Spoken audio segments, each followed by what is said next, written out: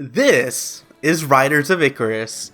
It's a pretty safe, traditional MMORPG with a pretty heavy focus on mounts and the like. Like you can see over there, this lady's got a horse or whatever. You actually open on a horse on a Pegasus rather in the tutorial, but this is a little bit past that. And I'm just trying out this like dodge mechanic. It kind of feels like Guild Wars 2, but not really. It's noticeably not as action combat. So this game is weird, alright? It's weird, but it's interesting. And I say it's weird, even though it's a traditional MMORPG, because I generally don't like those, but I kind of like this one. Like, I actually didn't play much of World of Warcraft whatsoever, even though, you know, it's like the biggest game ever in this realm. So anyway, I'm trying to help out this guy kill this wolf, but it doesn't matter because I don't get the loot. So there's no... you can't help somebody kill something and also get the loot. I actually tested that with like a random person that was in here. Like as soon as I got to this wooded area, me and some dude were like, hey, let's try this thing out. It was crazy.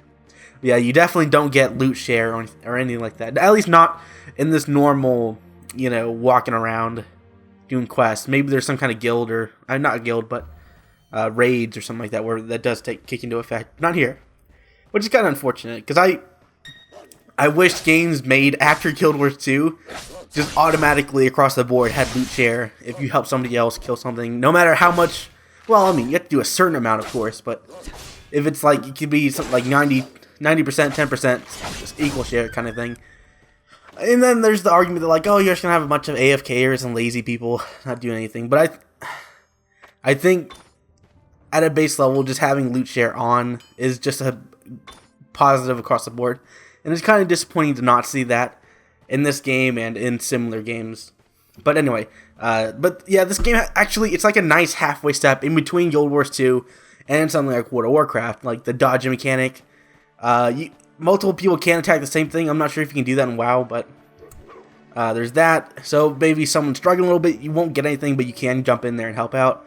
And I really like the look of this game. So this is probably around, medium-ish graphics and still quite good. You know, the download and the playing is all very smooth. I didn't really have any problems with that. So there's like a lot of MMORPGs these days. I don't know why, but they make it like impossible to play the game for some reason. But no, this is all good. So really the only thing to focus on, like, should you quit the MMORPG you're playing and play this? Because I'm not of the mindset that you can play two major MMORPGs of the same kind of genre. So maybe you can play Guild Wars 2 and you can play WoW at the same time, but I don't think you can play a WoW and a WoW clone at the same time, if you know what I'm talking about. And I'd say this is actually, even though it's kind of a positive that's a half step in between those two games, which I'm probably going to stop comparing them by this point, but it's a half step between those two games, but at the same time, you don't really want to play those two games and this one at the same time, if you know what I mean. And I would say, if you're looking for something new, then maybe go for it. It is free to play, and everything works quite well. You have like all the skills and equipment, and everything you come to expect. The combat's a little bit more action-oriented than most MMORPGs, but not as much as like Guild Wars 2 or, you know, similar games. Okay, so that's enough of the comparisons. I'm done. I gotta stop doing that. Especially if you've never played those games, you have no idea what I'm talking about. But it's traditional, lots of questing, lots of text dialogue, lots of items and loot. There's lots of exploring, lots of, you know, do this, an endless list of tasks and things to do. But at the same time, combat isn't completely droll, like a turn-based battle system, which, you know, like early Final Fantasy. So it combines a lot of cool things, which I know it seems like, come on, dude, we can figure this out by watching it for like 10 seconds. And I know that, but I mean, it helps to be able to explain it, especially when not much is going on in the actual game, if you know what I mean. I do kind of like this movement system that it's got going on here. You got a double jump and then a dash. You unlock those, I think, with levels. And as you gain levels, I'm sure you gain more abilities that are related to traversal. So I'm going on to this next little zone here. I think I pick up my horse here pretty soon. And I didn't really show off a ton of the combat, but it's exactly what you would expect, you know. So I much prefer to just kind of explore, move from town to town, and see what all is going on. So there is a story. Like, noticeably, the tutorial is very cinematic. But, you know, a lot of these games really don't have much going for it in story. It's usually just like one dude who's working on the engine is also writing the story. Very rarely is it ever something worth actually exploring. Like, noticeably, RuneScape is great for storytelling, but it lacks in a lot of other areas. Whereas this game, it lacked in story, and a lot of games really lack in the story, but make up for it in other ways. So don't come into this game expecting like a great, over-the-top, wonderful story.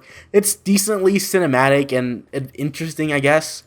Like, what happened in the beginning? There's definitely a tutorial where you kind of learn the mechanics, and also you're introduced to this world. But I completely forget. You're like in a jail cell or something. And you have to break out. Then you have this like Dark Knight looking dude who kind of guides you along. And they have these little cinematics, which it's nice. It's it's so hard to explain. Like, I like that it's there, but at the same time, I'd almost rather just skip it like every time. If that makes any sense. I think, like, if I'm kind of, like, AFKing, it's nice to kind of look over and see, like, this dumb thing that's going on, but if I'm actually actively focusing, I definitely want to skip this kind of stuff. Like, see, what is this dialogue? It's so strange. Okay, so this next thing we're going to see is pretty neat, like, ignoring all this dumb story stuff. We're actually going to tame our mount, which, is that how it works in any other game? I don't think so. I know World of Warcraft and RuneScape 3 both have auto-attain mounts. Like, as soon as you unlock it, you just double-click it and it appears. This is a little bit different. You actually have to catch it, which I really like that. It's really intriguing to me. Like, I can just... what I would hope... I haven't seen it yet or heard about it. What I would hope is that you have to, like, tame your own dragon or something like that. Like, how cool would that be? Right, so you have to, like, first it's like an epic boss encounter, right? So you have to whittle it down all the way down to like a Pokemon battle, like with a legendary Pokemon, right? And then to catch it, it's like you have to like wrangle it and like, you know, struggle with it. It's like the Pokeball. Like, how cool is that? Like, to bring over that Pokemon aspect into this game, right? So like the ball, instead of like, okay, you whittled it down, you put it to sleep, right? And then you just watch a ball wiggle. You're the ball. You're the wiggle. You know what I mean? So it's a really cool concept that is definitely not present in most other games. And I caught it. It's added to my Pokédex. It's mine now, and I'm gonna go put it in a box forever. I wonder if you can battle these mounts that you get. That'd be kind of neat. Like, you level up the mount. That is kind of cool. Like, using so many aspects of... Okay, so I think I just realized why I've been comparing so much to the games. Like, most of this other game... Like, okay, let's say half the game is the mounts and all that stuff, and then the other half is the traditional MMORPG. I feel that their traditional MMORPG is entirely uninspired. Which, it's not meant to be an insult, it's just meant to be a descriptor more than anything else. Taking on a great burden. Whereas this mount system is really cool. This is their own thing. I'm almost entirely certain this mount thing is their own thing. I mean, its namesake is Riders of Icarus. It would make sense that riding and mounting would be a big part of this game. So it's cool. I like it. I like just about everything in this game. It's definitely, like, this, like, I don't know what it is. Like, it seemed like I went for a year where there wasn't any interesting MMORPGs on the horizon or, you know, going on. And then you have Asta coming out, and then you have this game coming out, right? It's really cool. It's like we're seeing a bit of a resurgence. Maybe that's a little bit too dramatic. Maybe that's a little bit too soon to say. But I definitely feel that maybe traditional MMORPGs with their own twist are making a bit of a comeback these days. It's cool. I like it. I want to see... What do you want?